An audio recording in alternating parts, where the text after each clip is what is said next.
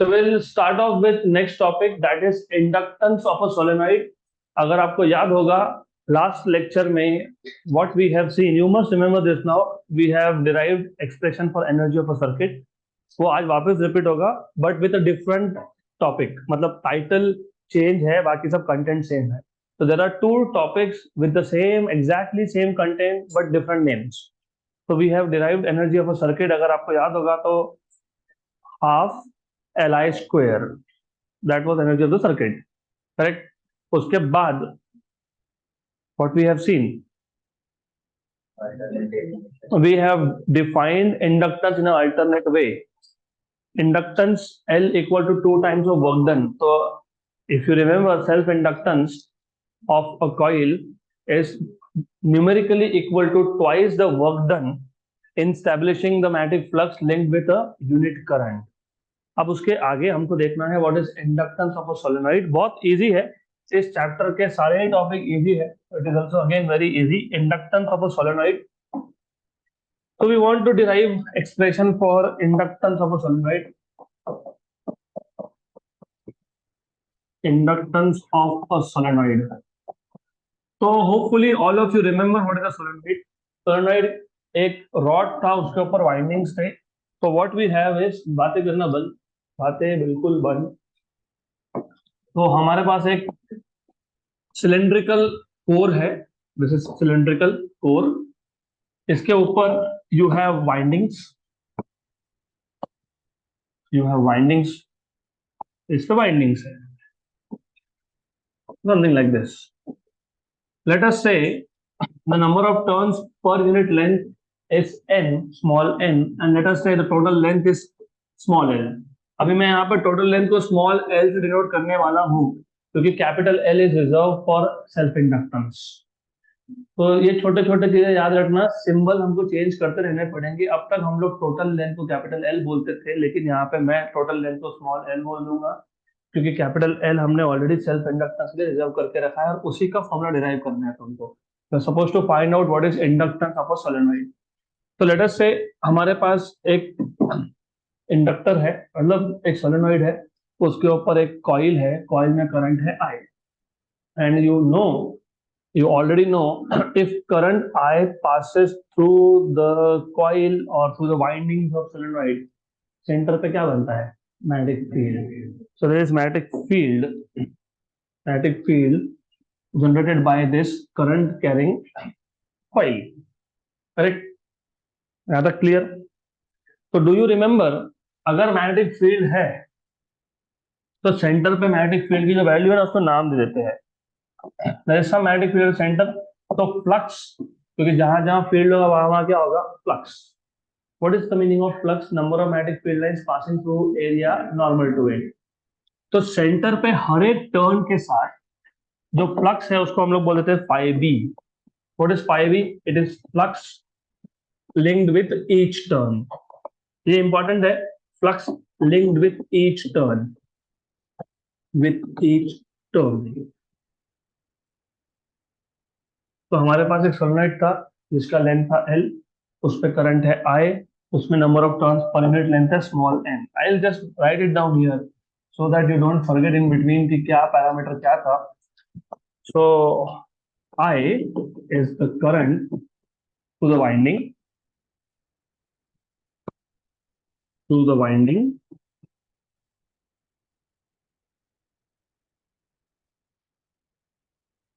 and small n is number of turns per unit length, number of turns per unit length, and small l here is nothing but length of solenoid, और capital L is self inductance. वो जब use होगा तब देख लेंगे. Phi B is the flux linked with each turn. अब ये flux क्यों आया? क्योंकि आपको ऑलरेडी पता है जब आप करंट पास करोगे तो यहाँ पे मैग्नेटिक फील्ड जनरेट होगा. मैग्नेटिक फील्ड जनरेट होगा तो हर एक टर्न से जितना भी फ्लक्स पास होगा उसको क्या बोलेंगे? Phi B. Number of magnetic field lines passing through each turn of the coil is called as phi B, right? Are they clear? So what will be total flux? Therefore total flux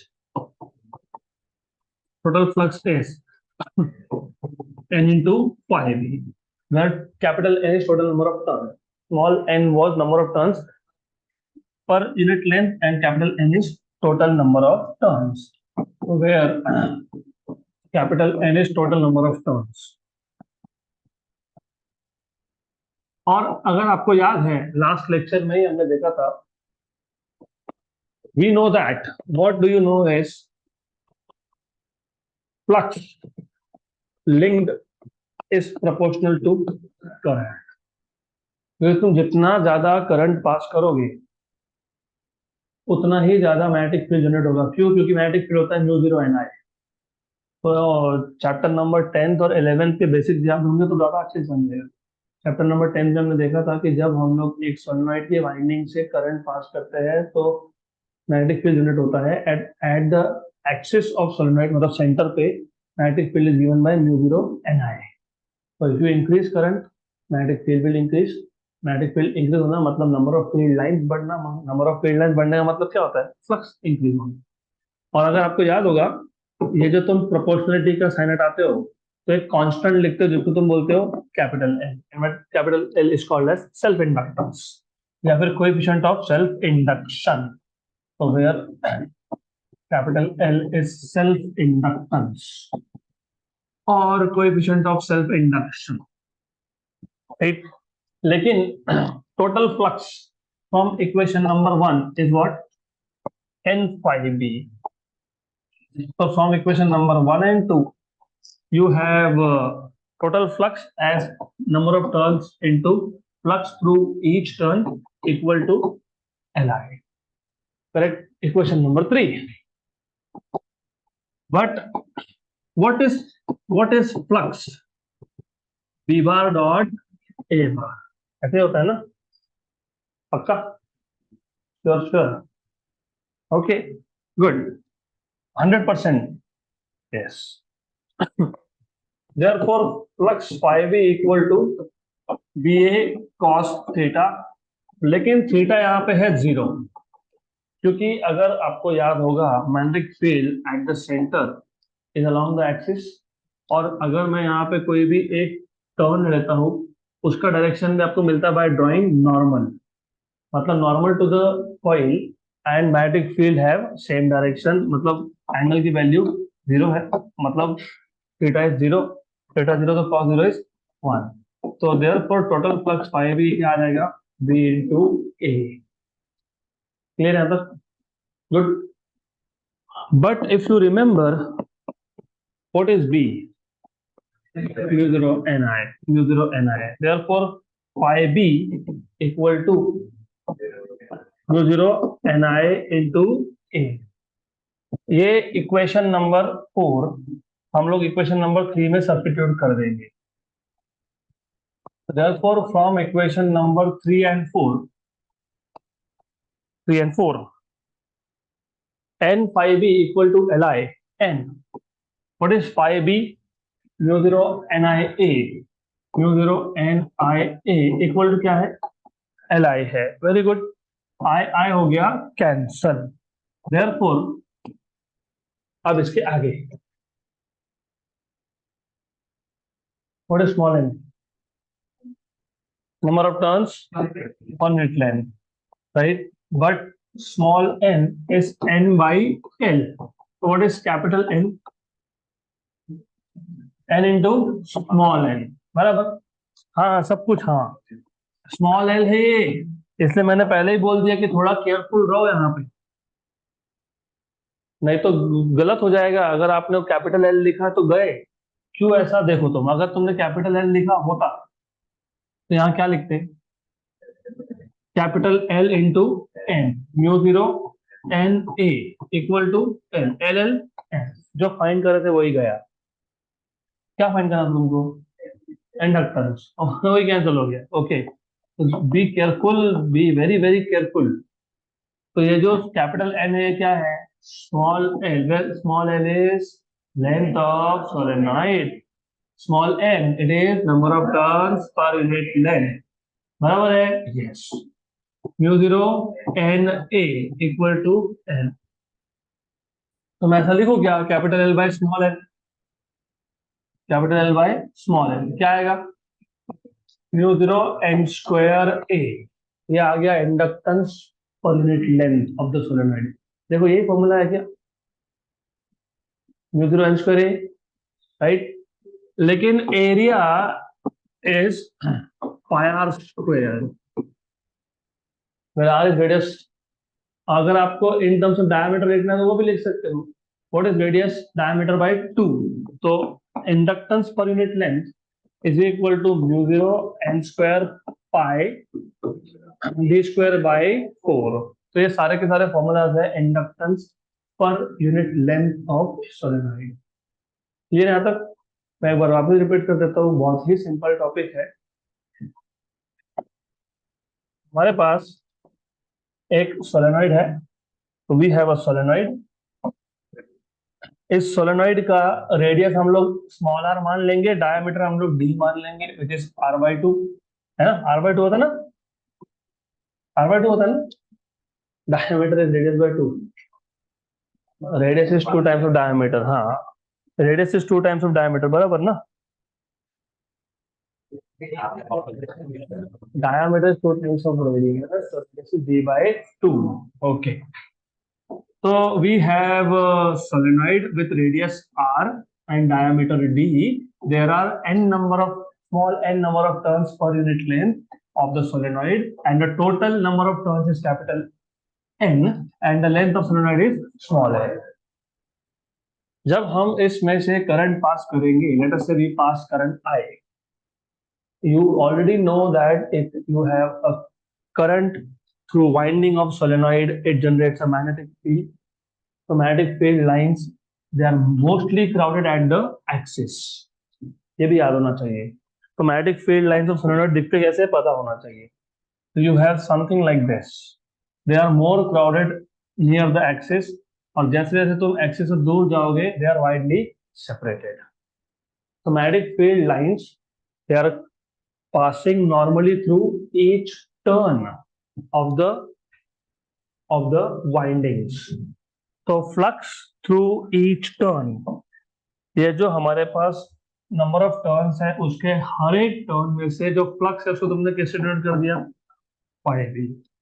तो what will be total flux, n phi B, right. तो total flux is n phi B, हर एक turn में से flux है phi B और total number of turns है n, तो total flux is n phi B. लेकिन हमको पता है magnetic flux is proportional to current, क्योंकि करंट करंट अगर बढ़ेगा तो मैग्नेटिक फील्ड बढ़ेगा, क्योंकि B equal to mu zero N I. Magnetic field बढ़ेगा तो मैग्नेटिक फील्ड लाइंस बढ़ेंगे, मैग्नेटिक फील्ड लाइन बढ़ेगा तो मैग्नेटिक फ्लक्स बढ़ेगा। तो flux is proportional to I, तो flux is proportional to I मतलब flux equal to N I, where L is called as coefficient of self induction या फिर self inductance. और ये जो टोटल फ्लक्स है ये क्या था, N phi B, this is equal to L I, equation number 2। लेकिन ये जो फाई बी है ये फ्लक्स है और फ्लक्स होता है बी बार डॉट ए बार। तो ये आ गया आपके पास B A cos theta, theta is the angle between magnetic field and area element. तो अगर आप अच्छे से नोटिस करोगे तो आपको एंगल मिल जाएगा 0, तो आपको फ्लक्स मिल गया बी इंटू ए। लेकिन अगर आपको याद है जो फील्ड है ये क्या है, म्यू जीरो एन आई, तो फ्लक्स आ गया म्यू जीरो एन आई ए, करेक्ट। ये इक्वेशन नंबर 3 आ गया। इक्वेशन नंबर 3 को या इक्वेशन नंबर 2 में सब्स्टिट्यूट कर दो, therefore you get n, what is phi b, mu 0 ni a equal to ni, I cancel, good. Also if you remember, small n, number of turns per unit length is total number of turns upon length. Length यहाँ पे capital L लिखना नहीं, capital L यहाँ पे है self inductance, तो capital N is N into L, ये substitute कर दो, सब्स्टिट्यूट कर दो तो आपको मिल जाएगा, क्या मिलेगा, कैपिटल एन मतलब कौन, एन एन, क्या है बाद में mu zero N A equal to L, तो ये आ जाएगा आपके पास mu zero N square A equal to capital L by small l. Therefore inductance per unit length, inductance per unit length is equal to mu zero N square, या फिर mu zero N square A of course, या तो फिर pi R square, या फिर mu zero N square pi D square by 4। ये हो गया तीन equations of inductance per unit length. इस पे न्यूमेरिकल्स भी बहुत सारे आते हैं और ये आगे काम भी आने वाला है, आपको तो याद होना चाहिए। हो गया। अगला topic, what is next topic? Inductances in series and parallel. तो वो तो कुछ नहीं है, वो विदाउट डेरिवेशन है। तो you have two different combinations of inductances. Well, by the way, what you should know from this point onwards, जब तुम इंडक्टेंस ये वर्ड मेंशन कर रहे हो मतलब तुम कॉइल बोल रहे हो सिंपल लैंग्वेज में। तो now onwards any coil will not be called as coil, it will be called as inductor. क्या बोलोगे इसको? इंडक्टर। क्या बोलोगे इसको? इंडक्टर। और हर एक इंडक्टर का सेल्फ इंडक्टेंस होता है, तो क्या बोलोगे? एल। यहाँ तक क्लियर? तो जब मैंने बोला इंडक्टेंसेस इन सीरीज, मतलब बेसिकली मेरे पास बहुत सारे कॉइल्स होंगे जिसको मैंने इन सीरीज कनेक्ट करके रखा है। मैंने बोला इंडक्टेंसेस इन पैरेलल, तो I have something like this, right? So there are two possible combinations of inductances. I'll just name it differently. मैं बोलूंगा combination of inductors. Combination of inductors. इसमें दो कॉम्बिनेशन है, एक है सीरीज और एक है पैरेलल। तो सीरीज कॉम्बिनेशन, तो सीरीज कॉम्बिनेशन में व्हाट यू हैव इज, हमारे पास नंबर ऑफ इंडक्टर्स है। पहले का सेल्फ इंडक्टेंस है L1, दूसरे का है L2, L3 and so on. हमको ये डिराइव करना नहीं है, ये सिर्फ आपको पता होना चाहिए टू सॉल्व क्वेश्चंस। डन। तो इक्विवेलेंट इंडक्टेंस मतलब ये पूरे कॉइल्स का मिला के, equivalent is directly addition, L1 plus L2 plus L3 जितने होंगे उतने। तो inductances in series have the same formula as that of resistances in series, and inductances in parallel have the same formula as that of resistance in parallel. तो दूसरा combination है parallel combination.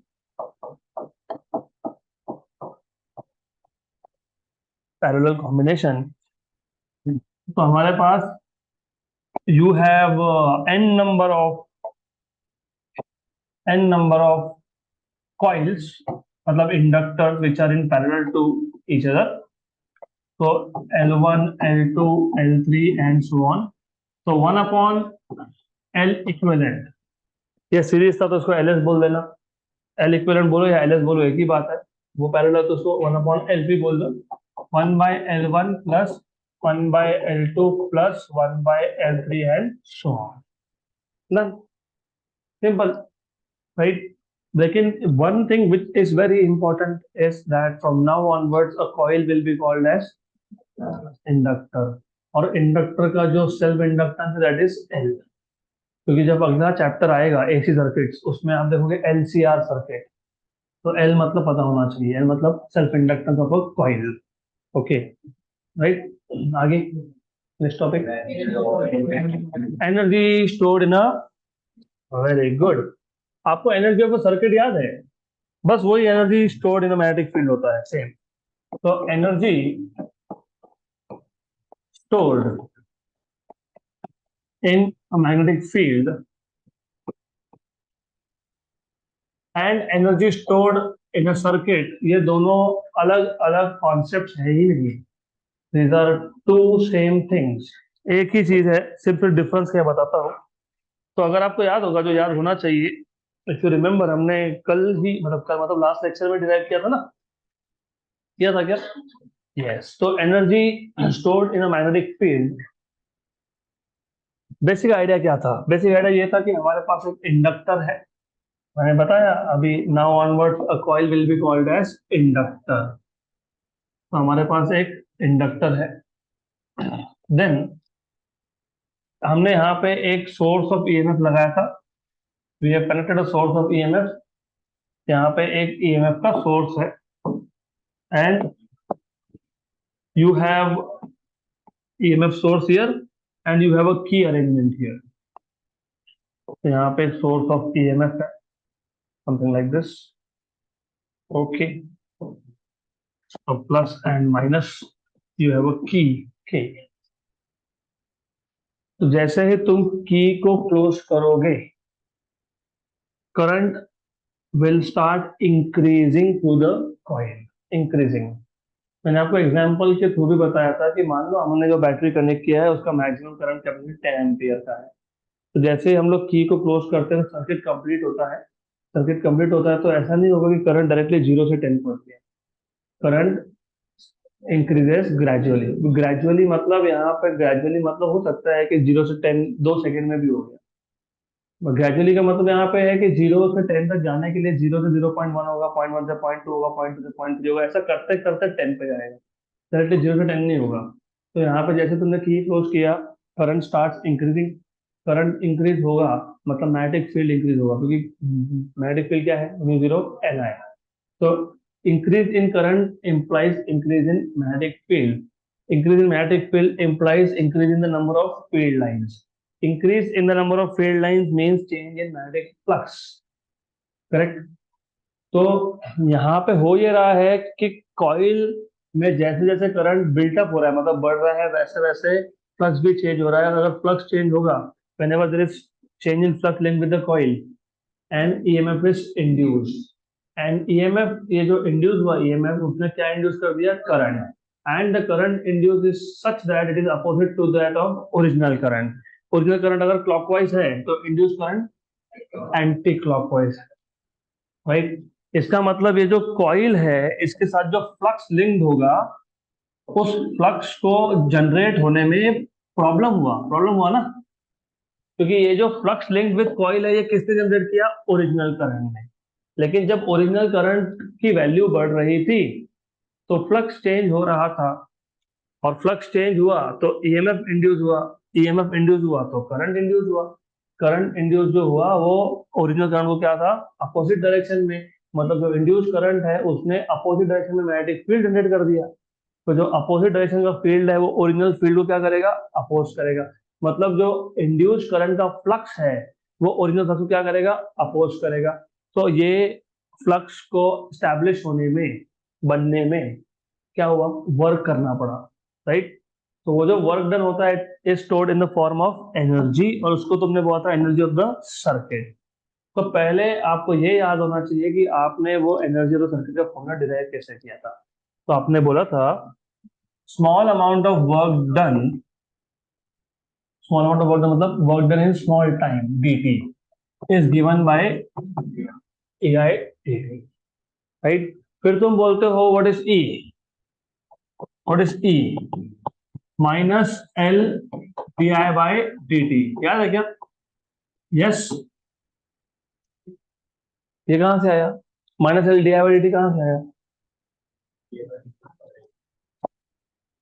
ये कहां से आया, ये होता है flux phi is proportional to current, मतलब flux equal to Li। What is E, minus D phi by D T. तो minus D D T of phi, phi क्या है, Li, इसमें L क्या है, कांस्टेंट, तो minus L D I by D T, सही है। तो ये यहाँ सब्स्टिट्यूट करोगे तो you will get work done as minus L D I by D T into I D T, D T D T cancel. तो आपके पास आ गया work done equal to minus L I D I. Minus sign लिखा था कि नहीं, नहीं, क्योंकि हमने क्या लिया था, मैग्नीट्यूड। तो हम बात करते हैं मैग्नीट्यूड ऑफ वर्क डन की, तो माइनस साइन हटा दो, कोई बात नहीं, just take mod values, does not matter, okay, बराबर। तो आप ऐसा बोल सकते हो work done in small time dt is ei dt, या फिर work done in changing the current by small value di is li di। अब work done in changing the value of current by small amount di ऐसा क्यों, क्योंकि मैंने अभी बताया current अगर चेंज होगा तो मैग्नेटिक फ्लक्स चेंज होगा, मैग्नेटिक फ्लक्स चेंज होगा तो ईएमएफ इंड्यूस होगा, ईएमएफ इंड्यूस होगा तो करंट इंड्यूस होगा, और वो इंड्यूस करंट अपोजिट डायरेक्शन में होता है। तो जो ओरिजिनल करंट चेंज हो रहा था उसको वो चेंज होने देता नहीं है, हेंस वर्क इज डन। तो total work done in increasing the current from initial value which is zero, क्योंकि जब तक की ओपन था करंट कितना था, zero, to its peak value I zero, is integration zero to I zero D W. तो this work done equal to zero to I zero integration L I D I. L constant है, constant है L, yes. तो therefore work done W equal to L आ गया बाहर, I D I from zero to I zero. therefore work done equal to L I square by 2 from 0 to I 0। तो ये finally मिल जाएगा work done equal to L I naught square by, this is a work done, जिसको तुम बोलते हो energy of the circuit. इसी को तुम बोलते हो energy stored in magnetic field. वही है, सेम है, क्योंकि ये जो मैग्नेटिक फ्लक्स जनरेट करने में वर्क हुआ, कितना वर्क हुआ, L I zero square by 2। Work is energy which can neither be created nor be destroyed. तो ये जो वर्क हुआ मैग्नेटिक फ्लक्स को स्टैब्लिश करने में, मतलब मैग्नेटिक फ्लक्स को डेवलप करने में, ये कहाँ गया, ये मैग्नेटिक फ्लक्स में ही स्टोर हो गया, मतलब किस में स्टोर हो गया, मैग्नेटिक फील्ड में स्टोर हो गया। तो ये यहीं पे मैग्नेटिक फील्ड में स्टोर हो जाता है। तो जो एनर्जी ऑफ सर्किट है, जो एनर्जी ऑफ सर्किट है, तो वही एनर्जी ऑफ मैग्नेटिक फील्ड है। तो this work is stored in magnetic flux, मतलब इन मैग्नेटिक फील्ड। और इसका सिर्फ नाम चेंज कर देंगे, देयरफॉर वर्क इक्वल टू, इसको बोल देंगे energy of magnetic field U B, which is L I zero square by 2। है यही, है यही। तो एनर्जी ऑफ द सर्किट और energy of the magnetic field, these are same, absolutely same, बराबर। उसके बाद क्या है, energy density of magnetic field. What is the meaning of density, नहीं वो तो मास डेंसिटी हो गया ना, मास अपॉन वॉल्यूम। हाँ, एनीथिंग अपॉन लेंथ या फिर एरिया या फिर वॉल्यूम। तो डेंसिटी का मतलब होता है कि एक यूनिट लेंथ में कितना, सम क्वांटिटी, जैसे यहाँ पे एनर्जी, यूनिट लेंथ में कितना एनर्जी, यूनिट एरिया में कितना एनर्जी, यूनिट क्यूब में मतलब यूनिट वॉल्यूम में कितना एनर्जी। तो जब तुम बोलते हो एनर्जी डेंसिटी, किसका डेंसिटी, मैग्नेटिक फील्ड। तो energy density of magnetic field, energy density of magnetic field is nothing but energy per unit volume।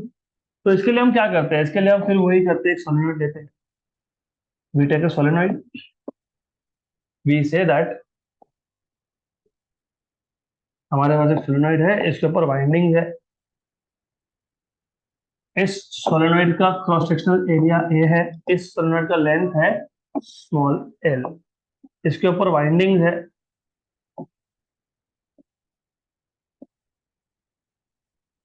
Right. I told you long back, ये जो चैप्टर नंबर 12 के आगे के चैप्टर है ना, ये दो दो दिन में भी खत्म हो, तो कुछ है ही नहीं, सेम सेम कॉन्सेप्ट रिपीट होता है। इसमें से तुमने पास कर दिया करंट, करंट कैसे पास किया, की लगा के, की लगाया तो करंट की वैल्यू चेंज हो रही है, इंक्रीज हो रही है, मतलब मैग्नेटिक फील्ड इंक्रीज हो रहा है, मतलब फ्लक्स इंक्रीज हो रहा है, मतलब फ्लक्स चेंज हो रहा है, मतलब ईएमएफ इंड्यूस हो रहा है, मतलब करंट इंड्यूस हो रहा है। इंड्यूस करंट अपोज कर रहा है ओरिजिनल करंट को, मतलब यहाँ पे जो मैग्नेटिक फ्लक्स या तो मैग्नेटिक फील्ड लाइन डेवलप होने वाले हैं, उसको डेवलप होने में अपोजिशन फेस करना पड़ा, तो वर्क हुआ, और वो वर्क स्टोर हो गया in the form of energy, जिसको तुम एनर्जी ऑफ सर्किट या फिर एनर्जी ऑफ मैग्नेटिक फील्ड बोलते हो। यहाँ तक तो कोई कंफ्यूजन होना नहीं चाहिए। आपको क्या पूछा है अभी, एनर्जी डेंसिटी, तो वही तो चीज है। What is energy density, small U B, capital U मतलब क्या, एनर्जी, स्मॉल यू मतलब एनर्जी डेंसिटी। तो इलेक्ट्रोस्टैटिक्स में और मैग्नेटोस्टैटिक्स में, मतलब इस चैप्टर में या इलेक्ट्रोमैग्नेटिक इंडक्शन में, स्मॉल यू का स्पेसिफिक मतलब है, it is energy stored per unit volume. और कैपिटल यू का मतलब होता है पोटेंशियल एनर्जी, राइट। तो एनर्जी डेंसिटी का मतलब था energy stored per unit volume. When you से कि जो एनर्जी है वो कहाँ स्टोर हो गया, मैग्नेटिक फील्ड में। मैग्नेटिक फील्ड में मतलब कहाँ स्टोर हो गया, मैग्नेटिक फ्लक्स में। हाँ, लेकिन मैग्नेटिक फ्लक्स था कहाँ पे, सोलेनॉइड में। एनर्जी स्टोर हुआ मैग्नेटिक फील्ड में, मतलब मैग्नेटिक फ्लक्स में, लेकिन फ्लक्स कहाँ पे है, सोलेनॉइड में। तो जब तुमको एनर्जी डेंसिटी फाइंड करना होगा तो तुम क्या करोगे, एनर्जी पर unit volume. What is energy, half L I square. हाँ, सिर्फ आई नॉट को आई बोल दिया। पीक करंट को मैं यहाँ पे आई नॉट की जगह क्या बोल रहा हूँ, आई। नाम चेंज कर दिया, आई नॉट बोलना है, आई नॉट बोलो क्या फर्क पड़ता है, राइट। सिर्फ नाम चेंज कर दिया मैंने, ठीक है। Peak value of current here is called as I, done. Upon volume, किसका वॉल्यूम, सोलेनॉइड का वॉल्यूम। किसका वॉल्यूम, सोलेनॉइड का volume. What is volume of solenoid, L into A, correct. Clear है तक, good. What is capital L by small L, capital L by small L. आज का पहला topic था capital L by small L, mu zero N square A, mu zero N square ए। अरे इधर A है, cancel होगा ना वो, half mu zero N square A I square by A. ये था आपका L by l, inductance per unit length. तो ये हो गया कैंसल, हो गया कैंसल, यस। तो व्हाट इज एनर्जी डेंसिटी, हाँ, mu zero N square I square. मैं ऐसा लिखूंगा इसको, चलता है, से multiply divide by mu zero. क्यों, क्योंकि mu zero square N square I square is B square. तो ये आ जाएगा आपका B square upon two mu zero. This is energy density, इसमें, सोलेनॉइड में। अभी ये सेम टाइप का आपने देखा है, what is energy density of electric field, या फिर एनर्जी डेंसिटी ऑफ कैपेसिटर,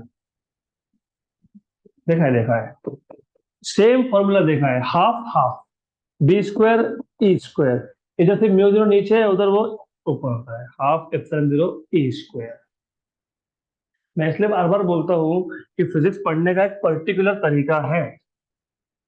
मैं बता देता हूँ, क्योंकि अब रिवाइज करोगे ना, अभी ट्वेल्थ में आ गए, अभी तो एग्जाम देना है 3-4 महीने में। बोर्ड एग्जाम की बात नहीं कर रहा हूँ, वो तो देने ही वाले हो, competitive exams. There are certain chapters, they must go in sequence. You should always start with gravitation followed by electrostatics, क्योंकि ग्रेविटेशनल फोर्स और इलेक्ट्रोस्टैटिक फोर्स का फॉर्मूला सेम है स्ट्रक्चर वाइज। वहां पे फोर्स का फॉर्मूला सेम है, तो electric field और ग्रेविटेशनल फील्ड का फॉर्मूला भी सेम बनता है structure wise. Gravitational potential energy और इलेक्ट्रोस्टैटिक पोटेंशियल एनर्जी का फॉर्मूला भी सेम बनता है स्ट्रक्चर वाइज। ग्रेविटेशनल पोटेंशियल और इलेक्ट्रोस्टैटिक पोटेंशियल का फॉर्मूला भी सेम बनता है। मतलब तुम्हारा काम हो गया आसान, और उसमें क्वेश्चन भी बहुत सारे सेम टाइप के आते हैं। इलेक्ट्रोस्टैटिक्स होने के बाद हमेशा करंट इलेक्ट्रिसिटी होना चाहिए, राइट। ऐसा नहीं है, skip current electricity for later on, मतलब बाद में रख दो उसको। उसके बाद होना क्या चाहिए, you should know magnetic field due to electric current. क्योंकि जो तुम इलेक्ट्रोस्टैटिक्स में सीखते हो, गॉस लॉ, उसका जुड़वा भाई Ampere's law, concepts are same.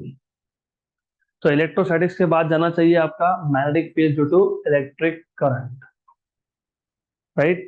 उसके बाद you must study electromagnetic induction. Magnetic material रखना है पेंडिंग, रख दो, इलेक्ट्रोमैग्नेटिक इंडक्शन, और उसके इमीडिएटली बाद होना चाहिए एसी सर्किट्स। क्योंकि जब तुम ऐसा करोगे तो तुमको अपने आप कुछ चीजें समझ में आने लगेगी। जैसे मैंने अभी बोला कि energy density of magnetic field है, क्योंकि यहाँ पे एनर्जी मैग्नेटिक फील्ड में स्टोर हो गया, राइट। इलेक्ट्रोस्टैटिक्स में वर्क डन स्टोर होता है इलेक्ट्रिक फील्ड में। तो ये B square by two mu zero, वहां पे E square by two into epsilon zero. B की जगह पे ई, टू की जगह पे टू, डिनोमिनेटर में म्यू जीरो तो न्यूमरेटर में एप्सिलॉन जीरो। और एप्सिलॉन जीरो और म्यू जीरो का हमेशा ऐसा क्रॉस चलता है, न्यूमरेटर में एक तो डिनोमिनेटर में दूसरा, राइट। तो ये सीक्वेंस से पढ़ो, बहुत आसान हो जाएगा आपके लिए। तो this is energy density, correct. Energy density किसका, मैग्नेटिक फील्ड का। क्योंकि जो मैग्नेटिक फ्लक्स डेवलप होने में जो वर्क डन हुआ था वो मैग्नेटिक फील्ड में स्टोर हो गया, वो पूरा का पूरा मैग्नेटिक फील्ड में स्टोर हुआ, मतलब किसमें स्टोर हुआ? सोलेनोइड में। हमको ये देखना था कि यूनिट वॉल्यूम में कितना है। वो जो तुमने डिराइव किया ना, half L I square, half L I square, ये total energy stored in the solenoid है। हमको देखना था what is per unit volume, तो हमने क्या किया, वॉल्यूम से डिवाइड कर दिया। What is volume of solenoid? Length into area. और capital L by small l तो देख के रखा है हमने, mu zero N square A cancel. तो आ गया half mu zero N square I square, हमने म्यू जीरो से मल्टीप्लाई डिवाइड कर लिया, तो आ गया mu zero N square I, mu zero square N square I square upon two mu zero. लेकिन mu zero square N square I square क्या है? B square. डन। अगला क्या है? Mutual inductance. Very good. अब अगर आपको सेल्फ इंडक्टेंस समझा है और अगर आपको सेल्फ इंडक्टेंस याद है, तो आपको mutual inductance word to word याद रहेगा। तो अगर आपको याद है, बता तो मैं आपको, आपने क्या लिखा था सेल्फ इंडक्टेंस में? आपने बोला था when the current through a coil changes, the magnetic field and hence magnetic flux linked with the coil also changes, right? And because of change in magnetic flux linked with the coil, an EMF is induced in the same coil, and this phenomena is called as self-induction. अब यहाँ पे ऐसा है, यहाँ पे भी induction है, लेकिन यहाँ पे जो इंडक्शन है वो it is not due to change in the current in the same coil. यहाँ पे होता है ऐसा है कि हम दो कॉइल लेते हैं, we take two coils and we keep the two coils very close to each other. Then we change current in the one coil, right? अगर आप एक कॉइल में से करंट चेंज करोगे, करंट चेंज करना मतलब मैग्नेटिक फील्ड चेंज करना, मतलब मैग्नेटिक फ्लक्स चेंज करना। और क्योंकि दूसरा कॉइल उससे बहुत पास में रखा है, तो जो पहले कॉइल का मैग्नेटिक फील्ड या मैग्नेटिक फ्लक्स है वो दूसरे कॉइल के साथ भी लिंक्ड है। तो when you change current in the first coil, right, flux linked with the second coil changes and an EMF is induced in the second coil. This phenomena is called as mutual induction. तो देखो ऐसा लिखा होगा, when two coils are kept close to each other and if the current in one coil changes, then an EMF is induced in the neighboring coil. This phenomena is called as mutual induction. So when two coils are kept, actually very close होना चाहिए, बताता हूं क्यों। ठीक है, very close to each other, and if current in one coil changes, current in one coil changes, then then फिर क्या हो गया? ईएमएफ किसमें इंड्यूस हुआ? नेबरिंग कॉइल में। Then an EMF is induced in the neighboring coil, in the neighboring coil. This phenomena is called as mutual induction. This phenomena is known as mutual induction.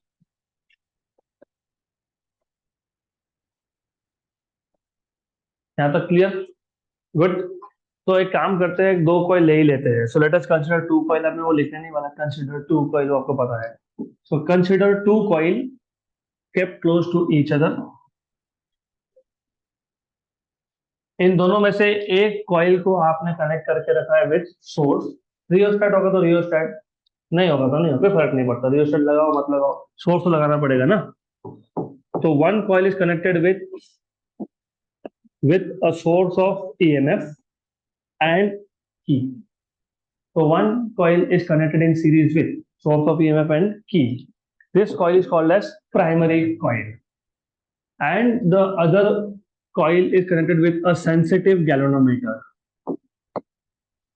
और sensitivity अगर आपको याद होगा तो हमने define किया था, अगर करंट बहुत स्मॉल अमाउंट से चेंज हो, deflection should be large.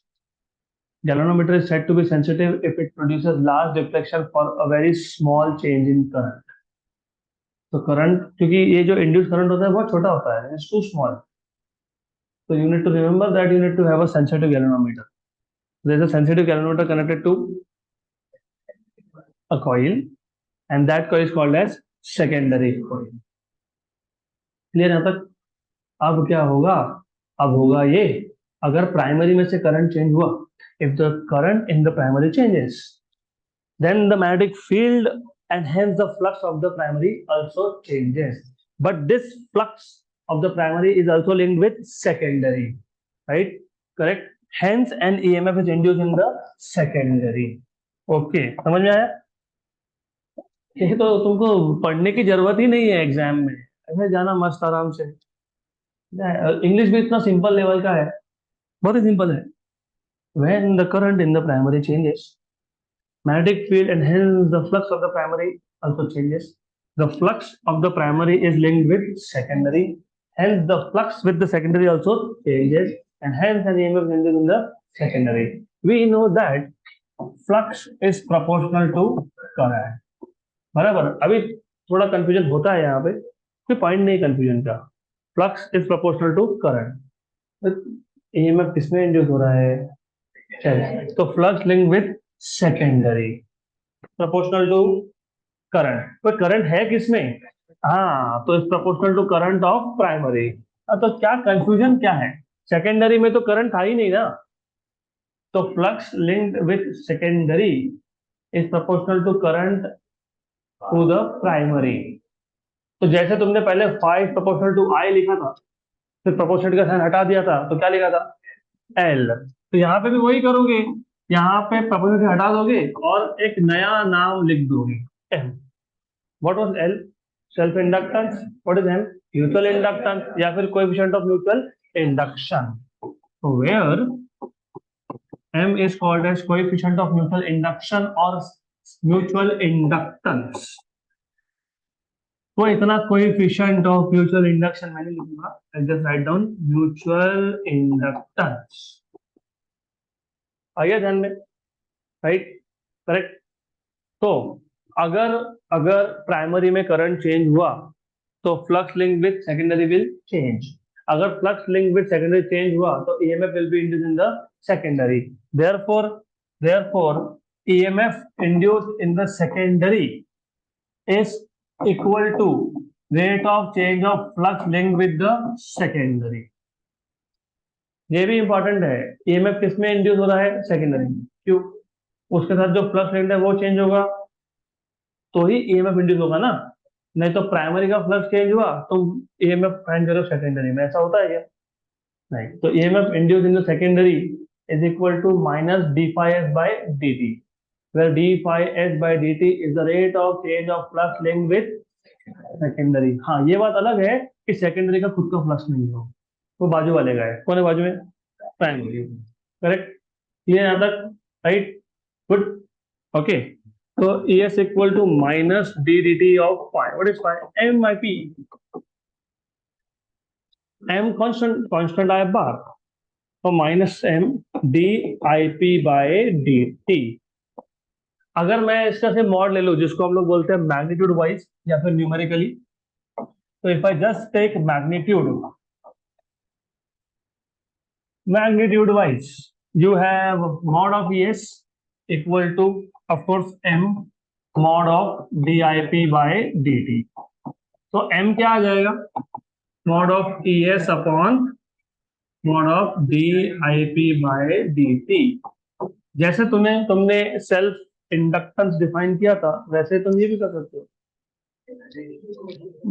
The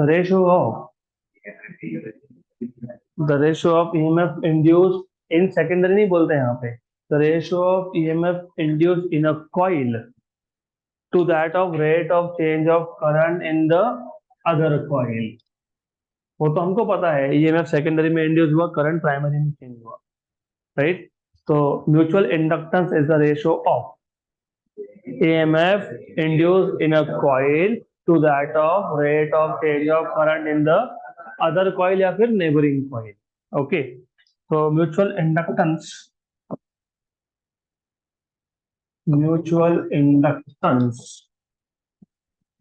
is defined as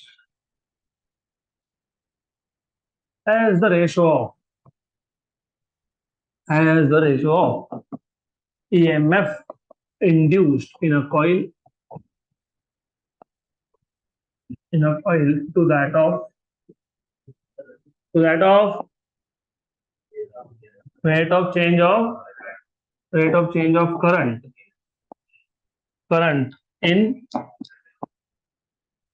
in the neighboring coil.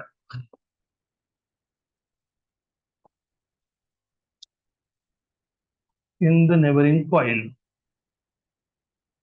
हो गया? Done? Good. So if you remember, I have told you earlier कि जो सेल्फ इंडक्टेंस का ऐसा यूनिट होगा वही म्यूचुअल इंडक्टेंस का भी ऐसा यूनिट होगा.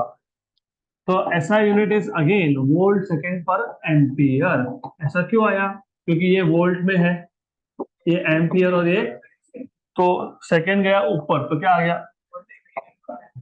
तो इस वोल्ट सेकेंड पर एम्पियर या इसी को बोलते हो हेनरी. और डायमेंशन भी सेम आएंगे. तो अभी डायमेंशन तो मैं वर्कआउट करूंगा नहीं क्योंकि हमने ऑलरेडी कर ली एक बार.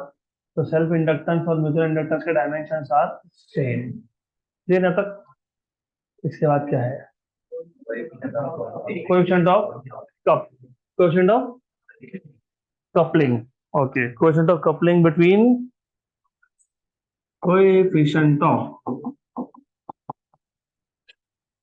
कपलिंग. इसको डिनोट करते हैं के से. की इस के का डाइलेक्ट्रिक कांस्टेंट के साथ कोई रिलेशन नहीं है. इस के का 1/4πε0 के साथ भी कोई रिलेशन नहीं है. तो coefficient of coupling between two circuits ये नया पैरामीटर है.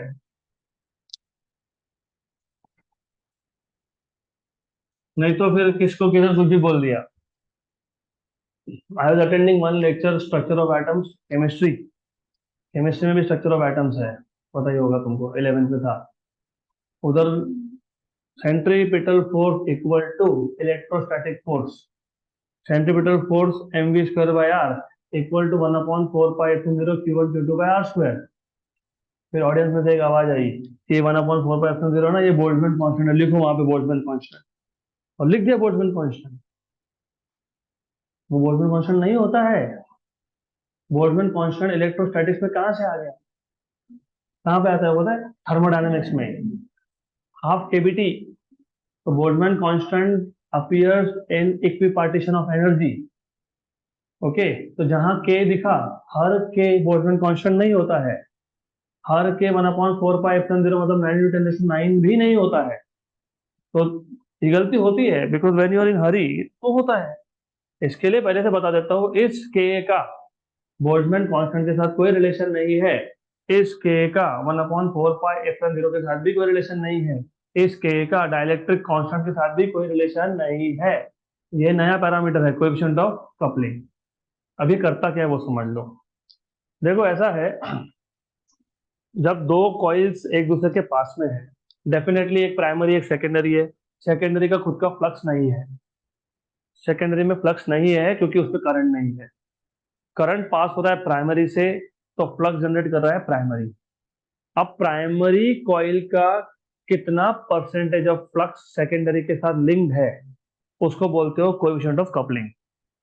तो it is the measure of flux of primary that reaches secondary. तो लिखा होगा वहां पे, बोला होगा नहीं तो. The coefficient of coupling is the measure of portion of flux that reaches coil 2. Coil 2 is secondary coil, right, which is near to coil 1.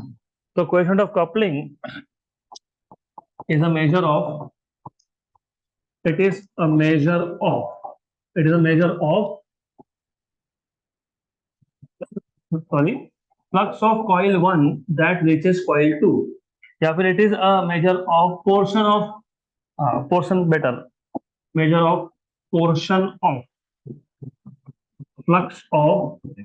of coil 1 that reaches coil 2. हाँ वही है जो मैंने नोट्स में लिखा है, वही है, सिर्फ अलग तरीके से लिखा है यहाँ पे. पहले कॉइल मतलब प्राइमरी कॉइल का कितना फ्लक्स सेकेंडरी तक पहुंच रहा है, मतलब सेकेंड कॉइल तक पहुंच रहा है, that is nothing but coefficient of coupling. यहाँ तक क्लियर? पक्का पक्का? ओके। तो अब ये कोएफिशिएंट ऑफ कपलिंग को हमको पहले डिराइव करना पड़ेगा, कर लेते हैं। तो यू स्टार्ट विथ सबसे सिंपल, अभी हमने देखा, अभी mutual inductance, what do you notice? Mutual inductance is directly proportional to EMF induced. किसमें ईएमएफ इंड्यूस हुआ? हाँ, सेकेंडरी में। तो we know that mutual inductance is directly proportional to EMF induced in coil 2 due to flux of 1। सिर्फ notation change किया, पहले भी हमने ये लिखा था, mutual inductance is proportional to EMF induce in secondary. लेकिन सेकेंडरी में ईएमएफ इंड्यूस क्यों होता है? Due to field of primary. तुमको याद है क्या? Force on 2 due to 1 F21, force on 1 due to 2 F12, वैसे नोटेशन है। E21 क्या होगा फिर? क्या होगा? EMF induced in coil 2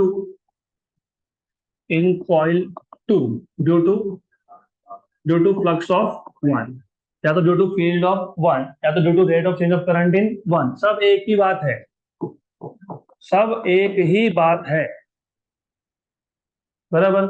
So mutual inductance M is proportional to E21, where E21 is EMF induced in coil 2 due to flux of coil 1, due to change of flux of coil 1, due to change in the current of coil 1, due to magnetic field of coil 1 is all same. Clear? Good. But you must also know E21 ये खुद भी किसी पे depend करता है। देखो, simple very simple, थोड़ा तो बुक में क्या लिखा है छोड़ दो, लॉजिकली सोचो। अगर मेरे पास सेकेंडरी कॉइल, सेकेंड कॉइल में 10 टर्न्स हैं, और अगर अब मैंने सेकेंडरी कॉइल मतलब सेकेंड कॉइल में 100 टर्न्स डाल दिए, पहले 10 थे, अभी कितने हैं? तो what do you think EMF induce कौन सा केस में ज्यादा होगा? सेकेंड, क्योंकि जितने नंबर ऑफ टर्न्स बढ़ेंगे उतना ही flux linked with the coil will also increase. है, लॉजिकल है। इफ सेकेंडरी मतलब second coil has more turns, more flux of the primary will be linked with secondary, which means there will be more change in flux। जितना flux का change ज्यादा होगा उतना EMF induce भी क्या होगा? ज्यादा होगा। Very good. तो it is proportional to N2, where N2 is number of turns of the secondary। बराबर। मैंने जितने भी टॉपिक आज पढ़ा है मैं पूरा रिपीट करके देने वाला हूँ वापस, आज या कल जब भी टाइम मिला। लेकिन you need to at the first you need to try. अब ये सोचो कि ईएमएफ जो सेकेंडरी मतलब सेकेंड कॉइल में इंड्यूस हुआ, वो क्या सिर्फ सेकेंडरी के टर्म्स पे डिपेंड करेगा क्या? पहले पे नहीं डिपेंड करेगा। हाँ, तो पहले में कितना करंट है, जितना ज्यादा करंट है उतना ज्यादा फील्ड है, जितना ज्यादा फील्ड है उतना ज्यादा फ्लक्स है।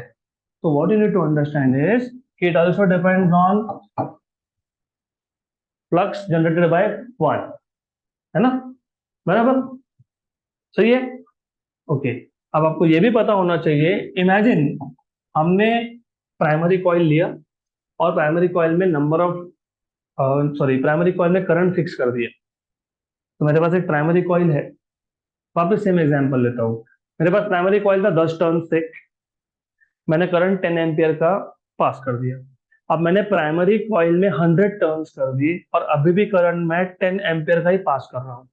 तो दोनों में से ज्यादा फ्लक्स कौन से केस में हो? सेकेंड में। कैसे? फर्स्ट में मेरे पास करंट 10 एम्पियर है, वो 10 बार घूमा, कितना करंट है? 100 एम्पियर। एक ही करंट 10 बार घूमा ना, तो कितना करंट है? एक ही करंट 100 बार घूमा तो ज्यादा करंट कौन से केस में है? तो ज्यादा फ्लक्स कौन से केस में है? हाँ। तो अगर हमने प्राइमरी का करंट फिक्स कर दिया, हम लोग करंट चेंज नहीं कर रहे हैं लेकिन हम लोग क्या चेंज कर रहे हैं? नंबर ऑफ टर्न्स, तो फ्लक्स बढ़ेगा। यस। इसका मतलब पता है कि flux generated by first itself is proportional to N1। तो अभी from equation number 2 and 3, from 2 and 3 क्या मिलेगा? E21 proportional to N2 into N1। Equation number 4, from 1 and 4 from equation number 1 and 4 mutual inductance is proportional to क्या था बंद ही हो गया A21 और A21 is proportional to N2 into N1. Okay, just a minute, it will start. Okay, a minute, just a minute, just a minute. Yes, that was the problem. Give me a minute.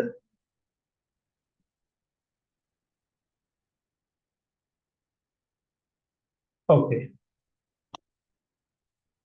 so from equation number 1 and 4, mutual inductance is proportional to A21, but A21 is proportional to N2 into N1. So M is proportional to N2 into N1. Equation number 5. आगे अभी अभी थोड़ा और 2-3 steps, फिर बाद में आ जाएंगे क्वेश्चन ऑफ कपलिंग पे. Good, but do you remember अभी अभी आज ही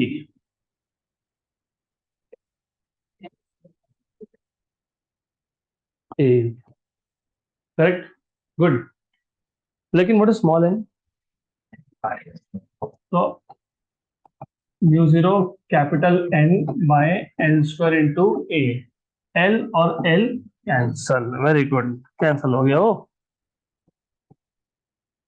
तो what do you notice? Correct. हमने कब बोला कि हम कॉइल का एरिया चेंज कर रहे हैं? नहीं. हमने कब बोला हम कॉइल का लेंथ चेंज कर रहे हैं? नहीं. हमने क्या बोला? हम नंबर ऑफ टर्न्स चेंज कर रहे हैं. तो inductance is proportional to n square, which means n is proportional to root of inductance L. Equation number 6, right? Okay. हमारे पास कितने कॉइल्स थे? 2. तो म्यूचुअल इंडक्टेंस की बात करोगे तो 2 ही कॉइल, राइट? करेक्ट. तो number of turns in the first coil is proportional to self inductance of first coil, and number of turns in secondary is proportional to self inductance of secondary or second coil. Okay, equation number 7. Now from equation number 7 and 5, so from 5 and 7 क्या मिल गया? M is proportional to under root of L2 under root of L1. मतलब M is equal to proportional to root of L1 into L2. जब ये proportionality का sign हटेगा तो क्या आएगा? हाँ, बस वही कांस्टेंट है कोएफिशिएंट ऑफ कपलिंग. तो वही कांस्टेंट है कोएफिशिएंट ऑफ कपलिंग. और ये आखिरी मैंने लिखा नहीं है जानबूझ के. लिखा है क्या? लिखा है नहीं. M is proportional to root of L1 into L2 तक लिखा है. M is equal to K L1 L2 नहीं लिखा है, राइट? तो वो इंटेंशनली करना पड़ता है आपको याद रखवाने के लिए. तो ये जो प्रोपोर्शनलिटी कांस्टेंट आता है तो क्या बोलते हो? Coefficient of coupling. है ना क्लियर? गुड. अब K की वैल्यू हमको बहुत कुछ बताएगी. बहुत कुछ मतलब कोएफिशिएंट ऑफ कपलिंग का मतलब क्या था कि प्राइमरी का फ्लक्स का कितना पोर्शन सेकेंडरी के साथ लिंक्ड है. तो अभी K की वैल्यू को हम 3 कैटेगरी में डिवाइड कर देते हैं, राइट? तो पहला केस है अगर K की वैल्यू 1 है. अगर K की वैल्यू 1 है, अगर K की वैल्यू 1 है, जो नॉर्मली होना नहीं है, अगर K की वैल्यू 1 है इसका मतलब होता है कि प्राइमरी का पूरा फ्लक्स किसके साथ लिंक्ड है? सेकेंडरी के साथ. तो उसको हम लोग बोलते हैं टाइटली कपल्ड. क्या बोलते हैं? तो if K equal to 1 then लिखा होगा ना, then perfectly coupled. Very good. Then the coils are said to be perfectly coupled, not tightly. The coils are said to be perfectly coupled. Perfect, not tight. Tightly अगला case होगा. Perfectly coupled. Case 2, अगर K की value greater than 0.5, of course less than 1 से ऊपर होती नहीं है. So if the K value is greater than 0.5 but less than 1, then the coils are said to be tightly coupled. then the coils are said to be tightly coupled.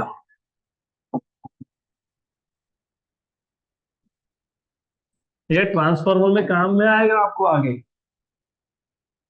जो engineering करने वाले हो, और अगर इलेक्ट्रिकल में plan है engineering का तो ये तुमको काम में आएगा. If K value is less than 0.5, then the coils are said to be closely coupled. Then the coils are said to be closely coupled.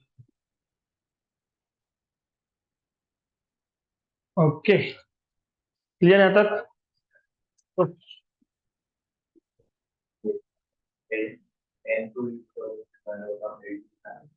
तो वही होता है.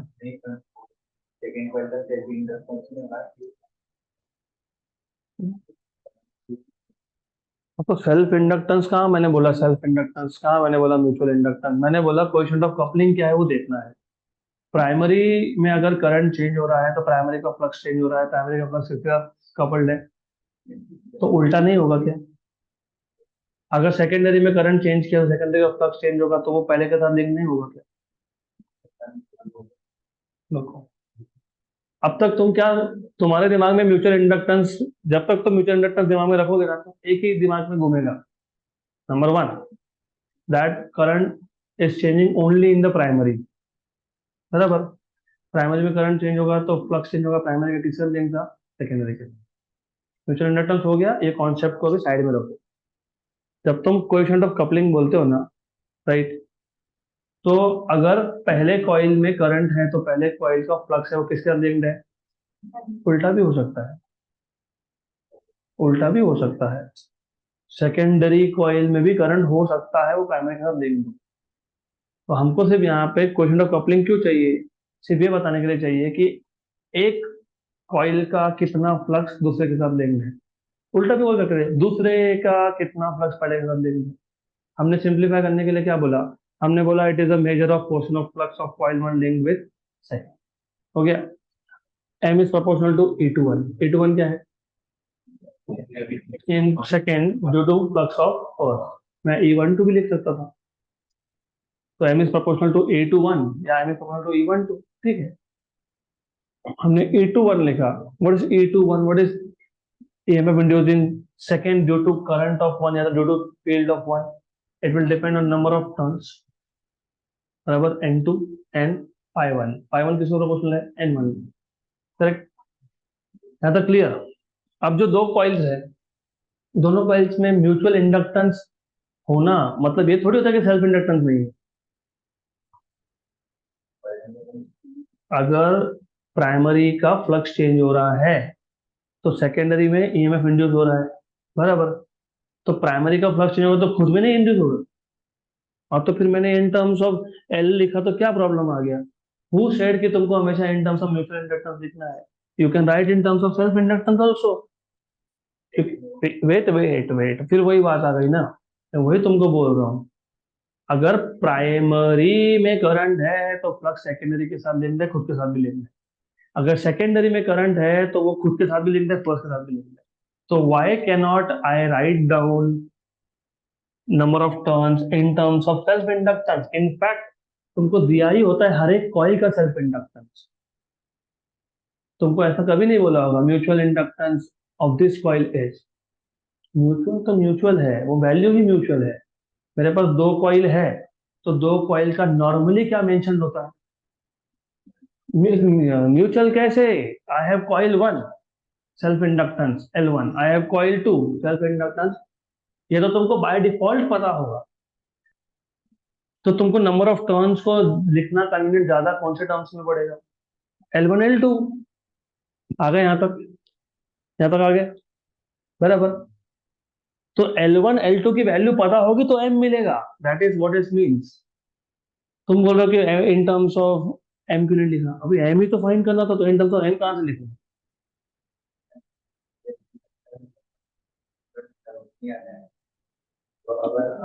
ऐसा नहीं है.